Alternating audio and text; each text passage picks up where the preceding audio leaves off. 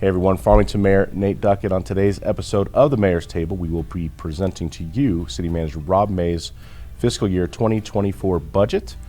This is great information for you as residents and taxpayers to understand where the funds come from and where the money goes to make sure that we have the best city services that we can provide. Great information. We hope you enjoy it. Stay tuned.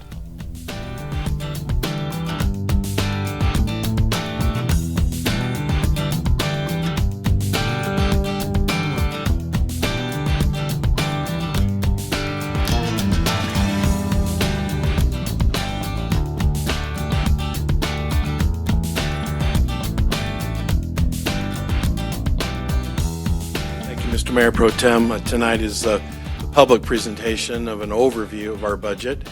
With your permission, I will turn and face the audience and probably more importantly tonight, face the camera as we record this for use throughout the year, and of course particularly referring to it to people that ask questions about the budget that's being considered during this process.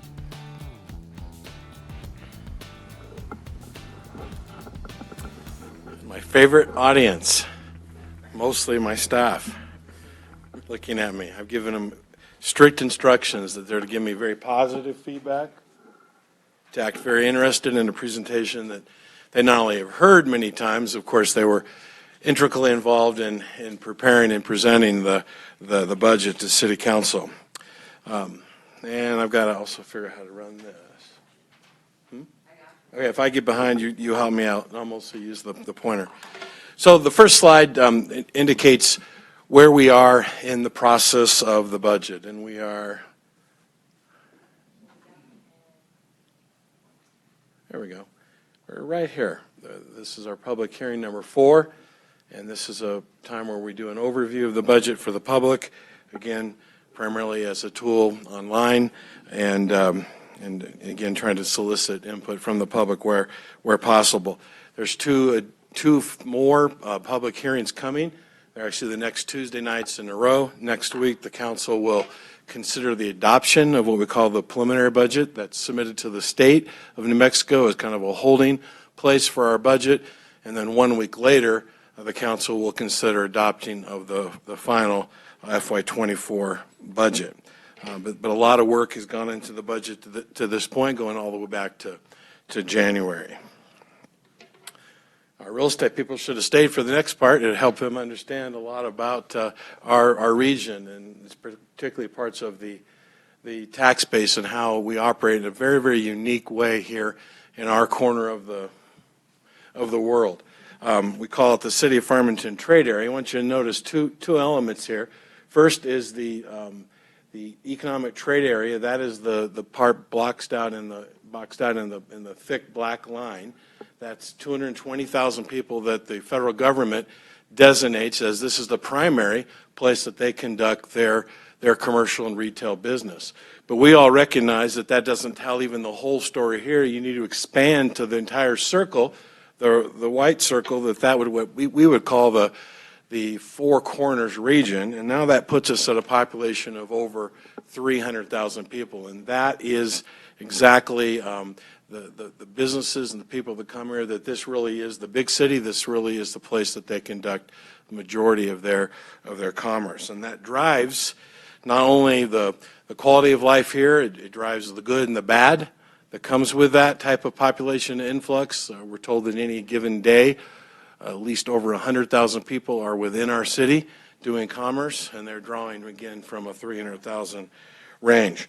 But as we develop some of the tax base and how we operate economically and the services that we offer, the services that we have to offer because of the good and the bad of that type of population, it's really important to understand how that drives our economics and our planning for how we actually receive revenue and the strategies that the city councils throughout the years have used. Go ahead and advance to the next one, Andrea. So within that larger Four Corners area, there's another layer that needs to be understood, and that's what's in the gray area. That is the City of Farmington Metropolitan Statistical Area. Again, that is a federal designation, and it has nothing to do with the City of Farmington proper. This is a 5,517 square mile area. It's one of 4 MSAs in the state of New Mexico. Albuquerque, Las Cruces, Santa Fe, and Farmington. There are only 4. We are the 4th, obviously the smallest, but the 4th. But it gives you an idea, again, not only of the retail and financial impact and challenges of being such a diverse and unique area. When you think about the MSA, this is what, when most people hear the word Farmington, the term Farmington in the news, national stories, media, this is what they're talking about. They're not talking about the city of Farmington. That's not on their radar screen. So whether it's the good of commercial site selectors and others that are evaluating whether to put a second super Walmart here or another chicken place or whatever the latest need is, they're evaluating this entire area as well as in light of the broader 300,000 that shop here. Go ahead and advance the next one. But to give you a sense of the challenge that it brings in trying to define an area that is larger than the state of Connecticut as one thing, Farmington, it's virtually impossible to do so. And this heat map gives you an idea of the socioeconomic challenges and diversity that is within our Farmington MSA. You'll see in the red, we're surrounded by areas in many cases that some don't even have, it's third world conditions in many cases on the Navajo Nation.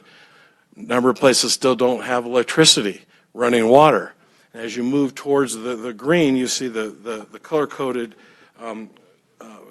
family household income. You go to the orange, 30 to 45,000, the yellow, 45 to 60, the green getting closer to Farmington proper, heading up into Durango, the 60 to 80, and then a small area of 80,000 and above.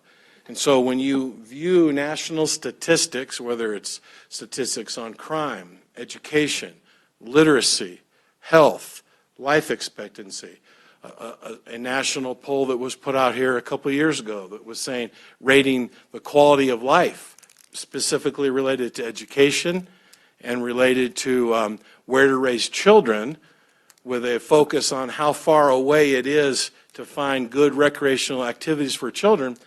That's what they were evaluating. They were taking the facts and data from that 5,500 square mile area, throwing all of that data, all those statistics into one pot, averaging it out, and published it across the nation as Farmington, saying that Farmington is one of the worst places in America to raise children because of the quality of education and because of the distance to recreational facilities. Clearly, that doesn't represent what we all know to be true within the municipal areas of our MSA, Aztec, Bloomfield, Kirtland, and the city of Farmington. We all know those to be some of the very best places to raise a family, and in fact specific to education and specific to access to recreation. So that's some of the bad that comes with the designation of an MSA. And so it's just important when we hear the good and the bad in some of these national studies to understand what they're truly about. Moving on then to taxes, and I'm going to try to move quickly.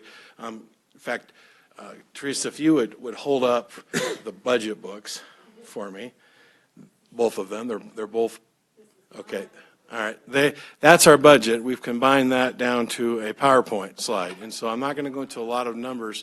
I would just say for the audience and particularly those that will view this on the mayor's table and other places, it's very important that you dig deeper even into the PowerPoint. There's a lot of charts and numbers you can look at, and the entire budget is also posted on the website, so you can dig as deep as you want and provide input to the staff and to the council. So this next slide gives you just a kind of a 30-year context of gross receipts tax. When it's spread out this big, it's kind of hard to hit some of the nuances. We enjoyed 30 years of very substantial growth, particularly driven by the oil and gas industry. In the global recession in 2008, 2009, we lost 70% of our revenue. We bounced around for about 10 years, and then starting in FY18, we were pretty much on a pretty solid trajectory. Some, anomaly there in the middle, but you can see we've been on a pretty solid trajectory now for a number of years in terms of gross receipts taxes. Gross receipt taxes are a good measurement of what's happening in our economy. It's fresh data. It's only 60 days old when it comes in, and it reflects exactly what's happening in the cash registers in our community and in the businesses. Let's skip 2 slides. All right, so here is a breakdown of 2008. And I just want to briefly touch on something here because it speaks to, I think, the public's ability to have confidence in the good stewardship that the City of Farmington Council and management team and department heads really put towards managing finances. This is a snapshot that tells you a fact. Since 2008, if you look back here, inflation has grown on this red line to where it takes $84 million today to the city coffers to have the same buying power as $54 million would have then. And so that's the reality of the cost drivers, and that is conservatively illustrated because that's normal CPI. The City of Farmington operates in the utility world, in water and wastewater world, in areas that they're actually been higher than normal CPI over the years. Our revenues, as you can see, have tracked a variety of impacts of new increments imposed, but we're at 75 million. So today, we still operate in a rough but pretty accurate characterization. We have 11% less spending power than we did in 2008, and yet during that same time frame, we have managed to expand every area of service provided to our community and added many, many facilities, quality of life facilities, public safety assets to make our community a great place to live. So we're doing it with more efficiency, better, smarter, faster, more technology, and honestly, the greatest group of people that, in terms of employees, that any community could have. And so to kind of add some dimension to that, and what does that mean? When I do this presentation all year round at various service clubs and community events, and this is these charts that show where our taxes go are the ones that I hear from the public that surprise them the most, because we all hate taxes. We mostly don't appreciate the federal government's stewardship of our money, and even the states to a lesser degree. And so we impose those feelings and assume that municipal and county governments operate the same way, when in fact we can't. We cannot deficit spend by law. We have to live within our means. And as you saw in that inflation chart, if we didn't operate efficiently and effectively, you wouldn't see the services that you see. So gross receipt taxes drive over nearly 75% of our revenue. So it tells the story. Where and how does gross receipt taxes work? And there's tax rate, there's tax base, there's what we buy that's tax exempt versus what's taxed, that I wanted to create to tell you the whole story. To understand how taxes work, you have to understand each element of that. First, the tax rate and where it goes. In the City of Farmington, when you look at the bottom of your Walmart cash register, you're going to see 8.1875% tax charged. However, unfortunately, as much as I have lobbied for it at the state level, I would like to see it be required that it discloses right on your receipt where your taxes are going. Because the way it is now, you assume that it's all going to the City of Farmington, the entire 8.1875. So to break that down, what does that mean? For every dollar of gross receipts taxes that you pay, here's where it goes. 45 cents goes to the state of New Mexico, 15 cents goes to San Juan County. The City of Farmington only gets 40 cents of that, or 3.2875% of the 8.1. And I want to kind of tell an additional story. So there's also what's exempt and what's not, and what types of taxes. So we live on a small percentage of the overall GRT, and then when you combine property tax into it, here's an example from Albuquerque. If an average $200,000 home, which isn't probably the average anymore, but on a $200,000 valuation, in Farmington you would pay $1,600 in property taxes. That same house you would pay $3,173 in Albuquerque. So whereas Albuquerque has a lower tax rate than Farmington, their property tax, the other primary element of taxes that we all spend at the local level, obviously income tax and things that's state and federal, is property tax. So you have to start thinking about the big picture. You say, why are people moving here? The tax rate was mentioned because this is a big component of that. If you just take $25,000 and say you spent that GRT at our slightly higher gross receipt tax rate, you would spend $2,000 on GRT in Farmington. You'd spend $1,906 in Albuquerque, so less GRT. But adding that to the property tax, the comparable comparison is Farmington, you'd spend $3,650, and you'd spend over $5,000 in Albuquerque. So that's just one example that what the gross receipts tax rate is only part of the picture. So we need to understand the rate and where it goes, that this slide illustrates.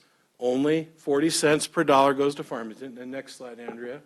And then we talked about the tax rate and how it compares.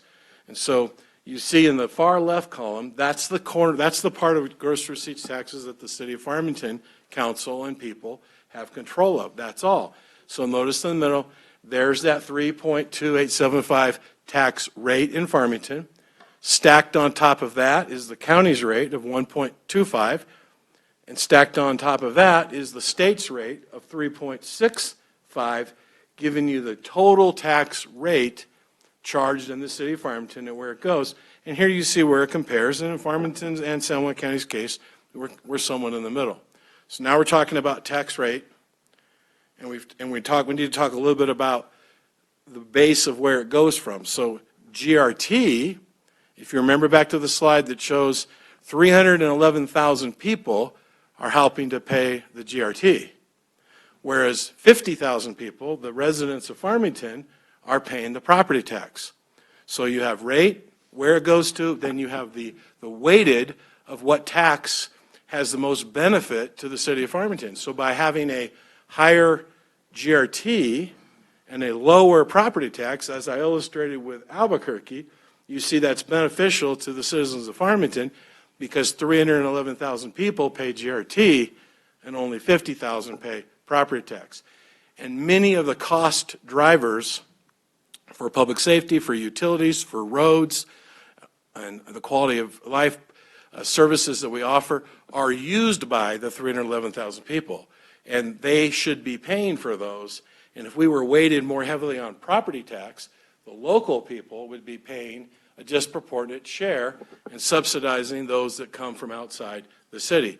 This way that is reversed and it's a fair balance. And so that's tax rate.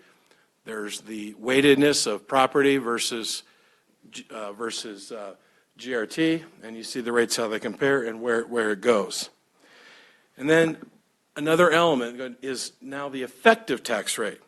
So not only is there everything I just said, then you have to weigh into that equation what is tax exempt and what do you pay taxes on. Because at the end of the day, it's all about what the bottom line is and what your effective tax rate and what you get for it as a citizen. So according to this is a chart from the U.S. Bureau of Labor Statistics. It lays out all the key spending areas of the typical citizen. Obviously, any one of us might say our percentages and our numbers differ dramatically, but this is a good average. So 65% of what we spend our money on is in fact 100% tax exempt to gross receipts taxes. So the cities and the counties get nothing from any of the money that we spend on those elements. Over on the far right column is the only 35% remaining in the tax base. And so you have a relatively low tax rate that is only charged on about a third of the tax base. And so what's important to understand here is if you think about it, if the tax base was expanded, obviously the tax rate could come down. But the state legislature has exempted through special interest lobbying everything you see on the left side of the left two columns, leaving only 35% of the tax base for cities and counties to charge taxes on. So when you look at all that income and combined, it's a pretty good value. And the next chart now skip two more. There we go. So let's go back and think about what does that mean. We don't like taxes, but trust me, the city of Farmington is not your problem when it comes to taxes. Here's how that would play out. If we just use the median household income in San Juan County, in this case $56,000, pull out the state and federal tax, that leaves roughly $51,000 of take-home pay. Let's assume then that you spent every penny. So back to the chart, 65% is tax-free, and you're going to spend all your money that you have left in Farmington. 65% of what you spend your money on, you're not going to pay any taxes whatsoever. The 35% that's left would make this assumption that you spend $18,000 in Farmington of your taxable income, of what is taxed. You would pay $1,476 in total GRT for the services that you receive. Now go over to the right column, go back now, we're overlaying where does that money go? Well, the county is going to take $225 of it. The city is going to take $593. The state's taking $1,727 between income and GRT, and the feds are taking $3,500 between FICA and income tax. So you see in the red box is the true focus of where our taxes go. The city, you're only paying $593. Now remember, that's assuming you spent every penny of the 35% of tax base in Farmington. Let's say, and realistically, you spent 75% of it. The average household in Farmington is paying $445 for all of the services that are provided by the city that I'm going to go through quickly and remind you what all those are as we close up this presentation. But all of our services in Farmington, with the exception of enterprise utilities, which I'll differentiate in a minute, are either free or highly subsidized by taxes, and the average family only pays $445. That's police, fire, parks, libraries, paved streets, all the things that we enjoy.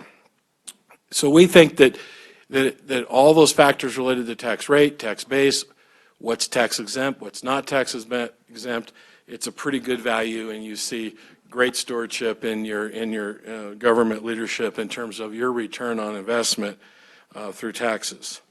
I'm going to skip up about 3-4 slides to property tax, another dollar bill slide. So property taxes, then I already mentioned ours are relatively low because it makes sense for us to weight our tax rate higher on the GRT so that 311,000 people are contributing. Also, I'm sorry, I see someone taking pictures in the back, which is great. This entire presentation is also on the city website, the slideshow, with a button on it that you can get, and I think that's out there even tonight. And the whole budget will be out in the morning.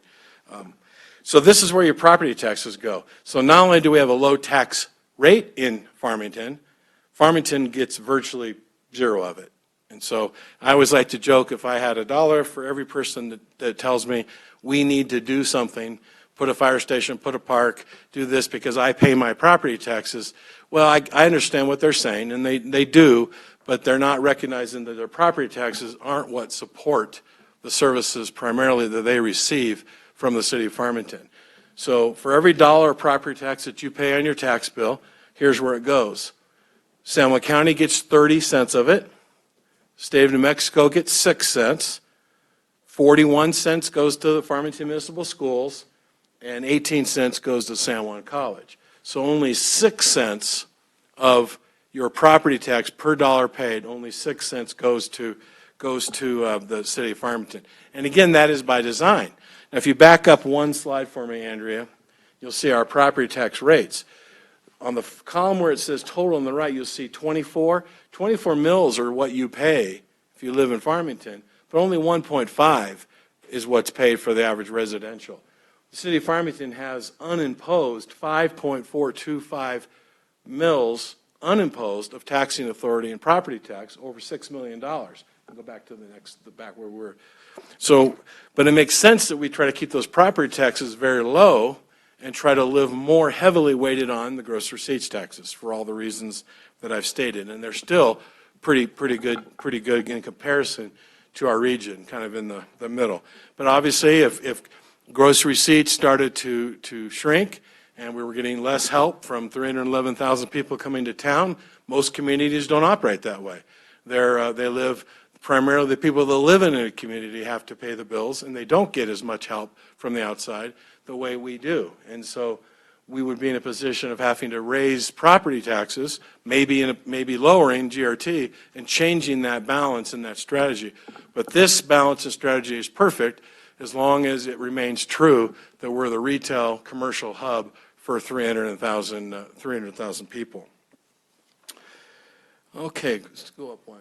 So this is an overview of the City of Farmington's preliminary budget. This is what is before the City Council for adoption over the next 2 weeks. I just want to, the Council spent 6 hours going through this budget book, department by department, division by division, 2 weeks ago.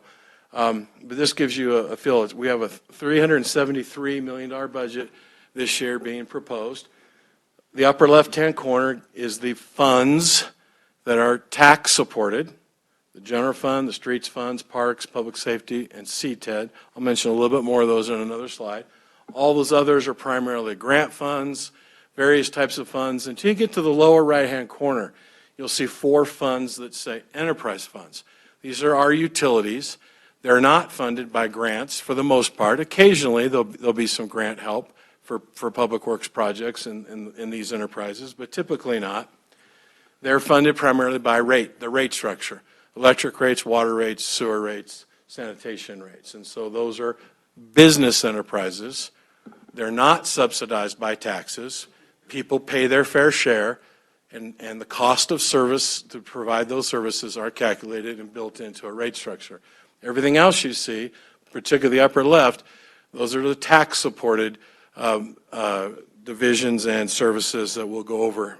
We're going to go division by division and just give you a feel for the scope of the City of Farmington government services. Next slide, please. Again, this gives you kind of a comparison, and this makes sense when you saw that first slide. We're one of 4 MSAs in the state. We are, in fact, the 4th largest governmental entity in the state of New Mexico outside the 2 major universities. So in our area, you get a feel for Las Cruces, 500 million, Farmington, 300 million. We're larger than Farmington Schools, Roswell, Rio Rancho, San Juan County, significantly, San Juan College, and obviously the smaller communities, Durango, Aztec, and Bloomfield. Most people, if you ask them, what's a larger operation, Farmington or Rio Rancho, they would immediately say Rio Rancho because their population is more, but that's just the population that lives inside the corporate boundaries. Farmington, the story of understanding Farmington is far more complex than that, as we've illustrated, with our services that have to be able to support over 300,000 people. We also have a large utility enterprises as well. So it gives you a feel of kind of where we fall in that continuum and the kind of the scope of what our mayor and council and our management team are responsible to be stewards for. Next slide, please. Revenue, where does it come from? I already stated about 75% comes from gross receipts taxes. Again, by design. Notice property tax, 2%. You would see a very different pie chart depending on a community where it existed. But for us, that's what makes sense. 300,000 people are helping to raise the blue 73%, relieving the local residents to only be carrying 2% in the property tax side of the equation. Next slide. And in the big picture, where do our finances go in terms of our general government? So outside of utilities, where are we spending money on the tax-supported services? So you'll notice the police department is the largest, not surprisingly. If you combine all of our public safety divisions, police, fire, municipal court, 40% of our expenditure budget goes to public safety. Obviously, we're very serious about that. But the second one is Parks, Rec, and Cultural Affairs.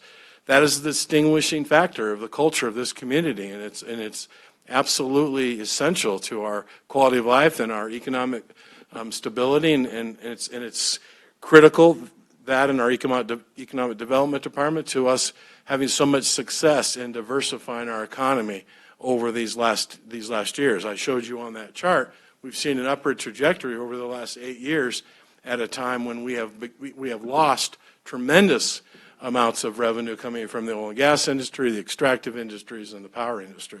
So we've seen tremendous diversification of our economy. I want to talk a little bit about utility rates. This is something particularly when I'm out giving presentations, there's a lot of interest in, but every single time, this is my 17th year with the city, this is my 18th budget, and every time we've presented this slide up until this now, city electric rates have been the lowest in a multi-state region. As you can see now in the far right corner, we're experiencing an anomaly right now where our rates are in fact not the lowest, they're in the higher range in our electric utility. This is caused by two primary factors. One may be relatively permanent, and although we'll ease in a couple of years when we're able to build some additional generation assets to replace San Juan generating. And then the second one we believe is quite temporary, related to unprecedented natural gas prices in January. So we fought very hard for 4 years to save the San Juan generating station. 1,600 jobs, $100 million of payroll annually, $35 million annual tax base, not so much to Farmington, but to the San Juan County, the college, and Central Consolidated Schools. But to Farmington Electric Utility, it was our cheapest generation asset, one of our most reliable, and in fact, in the current geopolitics, the only coal asset we had. And coal is not affected by the geopolitics of the war in Ukraine and all of the natural gas exports and there's been so many coal plants shut down over the last few years that nationally the dependency on natural gas has been unprecedented. And then you add to it the pressure of exports into Europe because of the war. So we anticipated, and we were telling people for 4 years that if we lose San Juan Generation Station, our rates will go up 10 to 15%. Just knowing how cheap our power was to generate there compared to our other generating assets and purchase power average prices. In reality, when the plant went down and we lost it, it was closer to 20% because at the same time we became more exposed to the market because we lost 43 megawatts of our own generation at San Juan Generating Station, taken from us by the state of New Mexico legislative action, by the way, whole nother topic. We purchased power was at unprecedented prices because of high natural gas and supply and demand in our economy. So that was about 20%. We raised our rates in December and February, or about that 20%. We did a penny and a half in our PCA in December, a penny and a half in our PCA in February, which equals roughly about a 20% rate increase. Then in January, we got hit with an unprecedented area that natural gas went up to $34 an MMBTU, and we were under-recovered in natural gas in 1 month alone by $12 million. So we were forced to raise our power cost adjustment another 3 cents or an additional 20% to recover that cash. That is on track to be recovered by June, and we anticipate within this calendar year, if not sooner, being able to lower those rates back down at least 20%, half of that amount, to cover that unprecedented natural gas. And we are looking at additional and different types of hedges within natural gas. Long term, where purchase power is, as we're more exposed to the market now, we'll see where that goes. We're about a year and a half, 2 years out of being able to replace our first 18 megawatts, but remember we lost 43 megawatts stolen from us by the state of New Mexico. So that's a story about rates. Like I said, within the fairly short term, we believe you'll see that rate go down about 20%, and that will put that back down into the left side of the category. Still a very good value. Do I believe that our electric rates will be able to be the lowest in a multi-state area, that we could shout from the mountaintops how cheap our electricity is? Probably not in the new world. The loss of San Juan Generating Station will have that kind of impact on, unfortunately, our utility and our region in our electric rates, not to mention, of course, the jobs and the payroll and the tax base. Next slide, please. Water rates, we always report on. They stay right about in the middle, as you can see. Water and wastewater combined. There's some cheaper, there's some significantly higher. The only thing I caution you when it comes to water and wastewater is comparing the rate. You only see the rate up there. You have no idea where, let's say, what's one of the Albuquerque or Aztec that are lower. You have no idea to what degree, how much of their money they're investing in infrastructure or how much they're not, whether they're behind or whether they're ahead. And that's true on all of those. So the rate is determined by whether or not you're reinvesting in the infrastructure. And a few years ago, the city of Bloom, for example, had very low water rates, but they weren't investing in their water treatment plant until the EPA gave them a consent finding that they had to. So they had to raise their rate. So it just doesn't tell the whole story what our rate is. We invest heavily in our renewal and replacement, and our rate is fairly high, but a large percentage of that rate you'll see on your bill is called renewal and replacement, and it's dedicated and restricted and can only be spent on new water lines, new infrastructure to upgrade the new water lines. Okay, 2 slides up, please, as I'm going to wrap up this section. So I just wanted to is an area of just not so much bragging about, it's nice to get awards, but it's what these awards represent.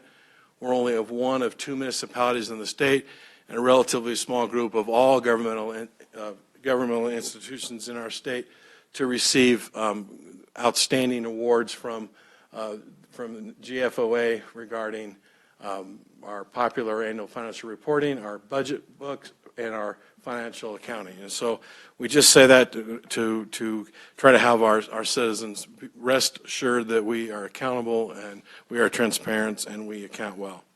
All right, I'm going to take a deep breath and move on to the next section. So again, to really understand the nuts and bolts of the numbers, you're going to have to do your own homework and dig into the budget books. I've given you a big picture and pie charts, where the revenue goes, what we spend it on, and I want to just now give you a sense of the scope of services and some of the people that deliver those services. So city administration, obviously, our Mayor Duckett, our city councilors, Linda Rogers, Sean Scher, Janine Bingham-Kelly, and Janice Giacchino, our city councilors. I'm the city manager. Julie Baird is our deputy city manager.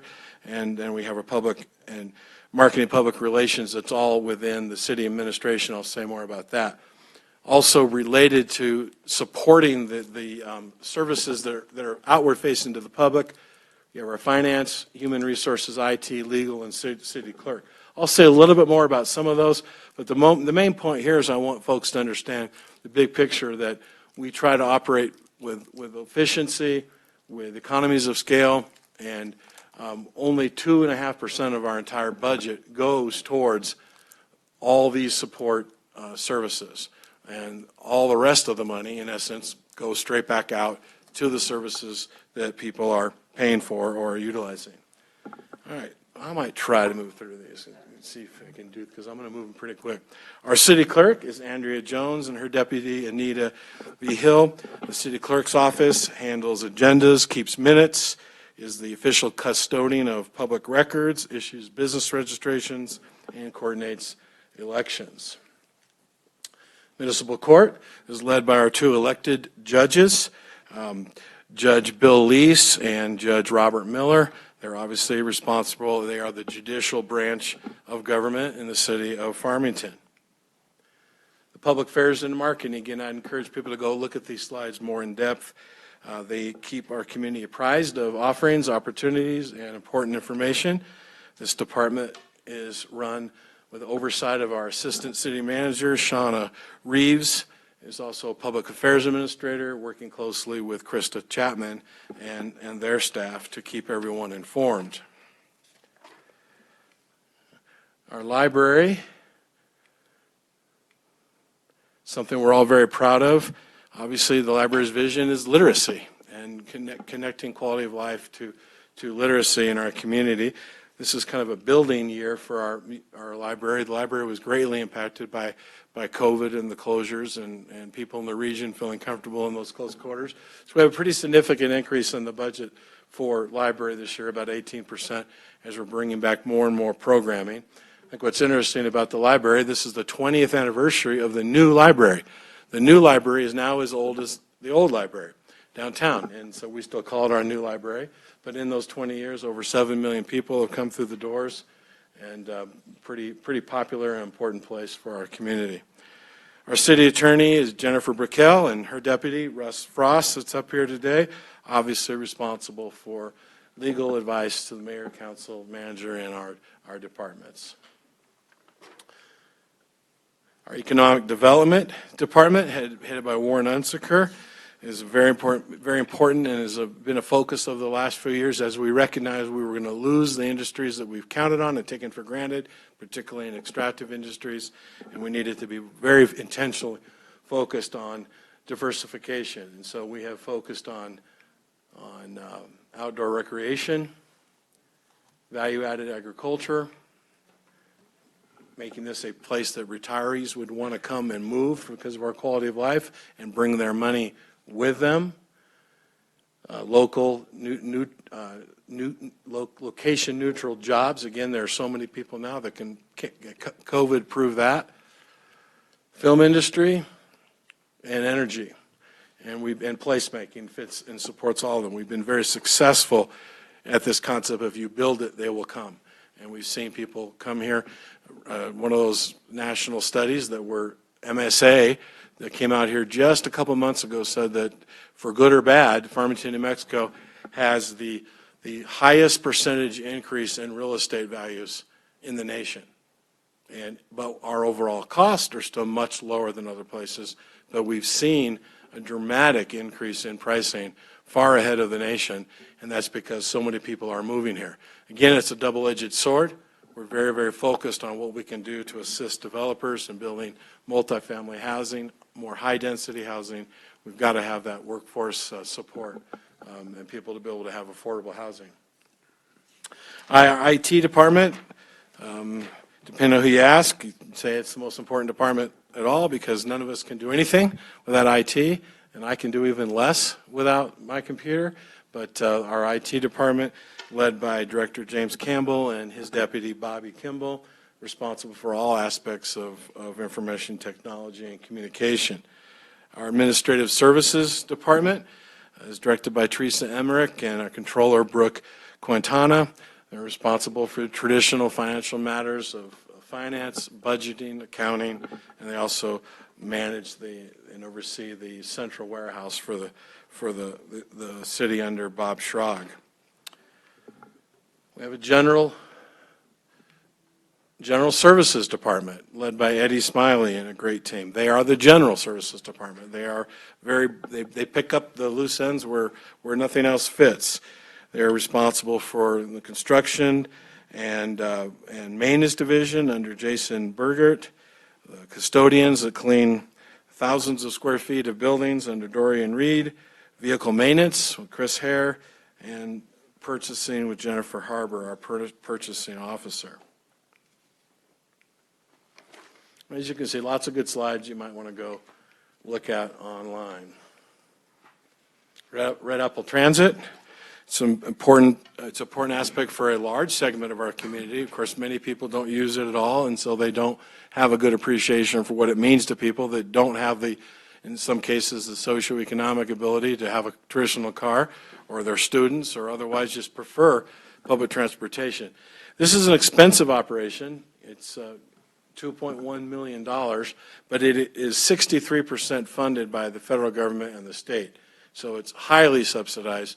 The cost to the city is just over $570,000. And so it's just important as you understand the city's budget to understand that to the degree that the federal government expects us to have a transit system, and they put their money where their mouth is in paying for it.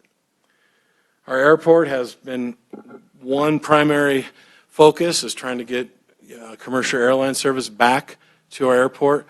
The federal government has invested about $40 million into that FAA airport to expand our runways, our taxi, and our terminal in order to be able to handle jet service. Just as soon as there are any airlines that have jets and pilots, unfortunately 17 more communities in the last year around the country lost commercial service, and it's shrinking in many medium-sized markets like Albuquerque.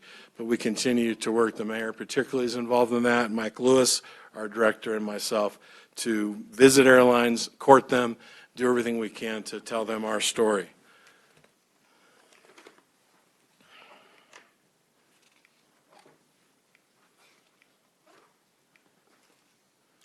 Our Parks, Recreation, and Cultural Affairs, as I mentioned, is our second largest non-enterprise. The electric utility is obviously our largest department, followed by police department. But our Parks and Rec are a huge focus and priority.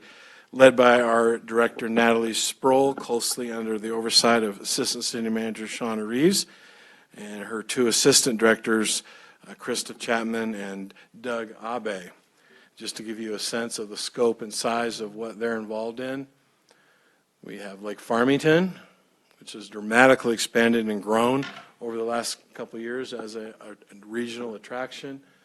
Farmington Rec Center is not just a facility. Through the rec center, all of our sports leagues are coordinated and summer activities.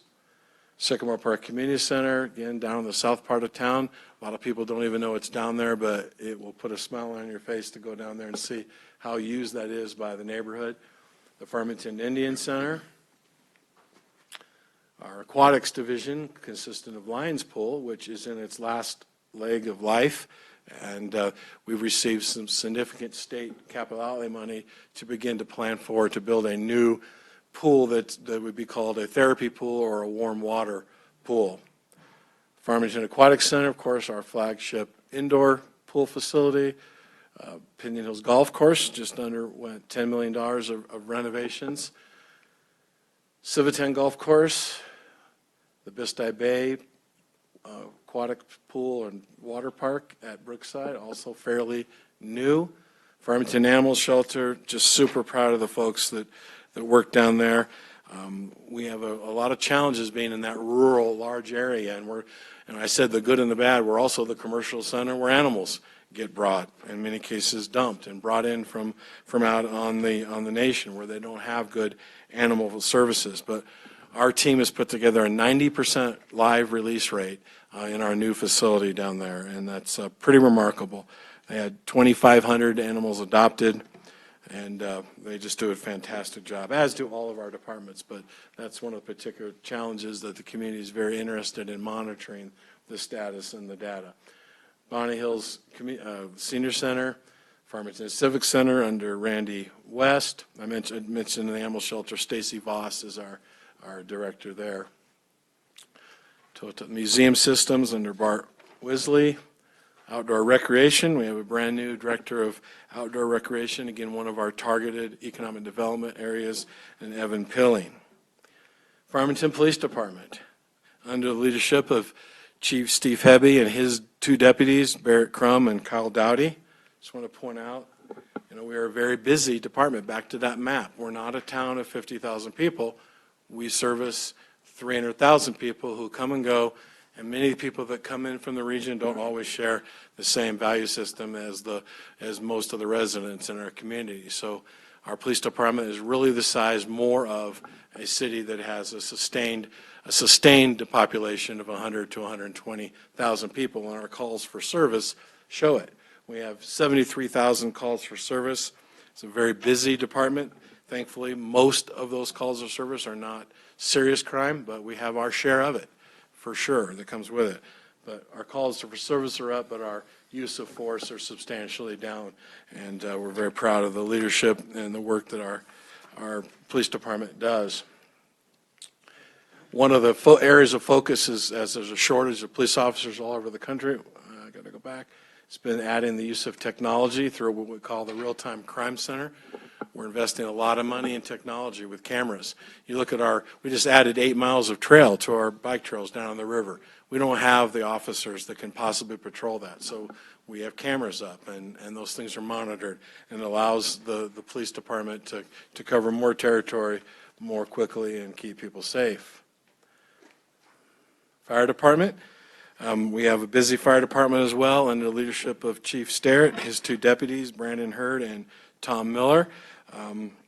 They're a busy department. We had over 13,697 calls last year, down a little bit, but that's 37 a day, to put that in perspective, keeping them very busy. An area that's received national attention through our fire department is what's called our alternative response unit.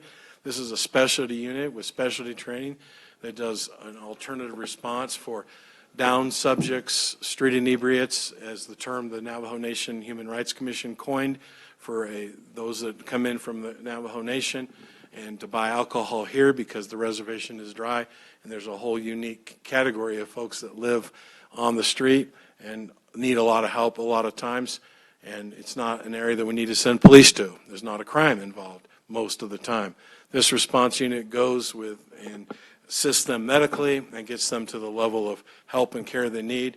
If they don't need to go to the ER, we have a sobering center to take them to, and then we're more and more expanding into traditional homeless services. This program has become a state and national attention, and people are evaluating it. It's a much more efficient and safer and more compassionate way to deal with this segment of the population. Our Community Works Department under David Cipher is a very large department. They have 8 large divisions. I'll go through those briefly. Building inspection with our Chief Building Official, Derek Childers. Planning Division with Beth, who spoke earlier. She's a planning manager extraordinaire in every way. Our Engineering Department, under our city engineer, is Isaac Blue Eyes. He oversees the streets and traffic, led by Superintendent Chad Fuller and our acting traffic administrator, Demetrius Henry. Just want to point out, that they maintain 255 miles of road lanes.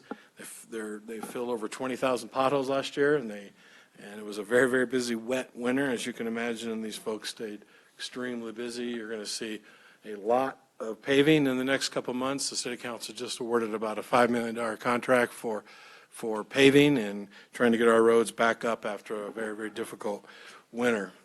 Our water and wastewater departments are led by Mark Hathcock and Benedict Webb. They oversee 234 miles of sewer lines, 367 miles of water lines, a wastewater treatment plant, and 2 water treatment plants. And then last but not least, our Human Resources Department. We're proud to say that Farmington has received a multi-year platinum level award as a great place to work and a place that supports our employees, and that's possible because of our community. Involved with the department head is Tom Swank, and his deputy Jamie Wagner, who oversees insurance and benefits. Our paymaster is Lisa Armour, and our personnel coordinator is Tim Coyers, and our volunteer coordinator Jessica Lazenby. So that gives you a sense and a feel. Hopefully it whets your appetite, and those that are watching on the mayor's table to go on the website and get this PowerPoint presentation or dig even deeper into our budget books. With that, I'm going to turn it over to Mayor Pro Tem, and he will see if there's anyone tonight that has any input or questions regarding the budget. And again, there's 2 more opportunities for public hearings the next 2 Tuesday nights, as well as any opportunity to call my office and can help you find any information that you would like to know about our budget. Thank you for your attention. I appreciate it very much.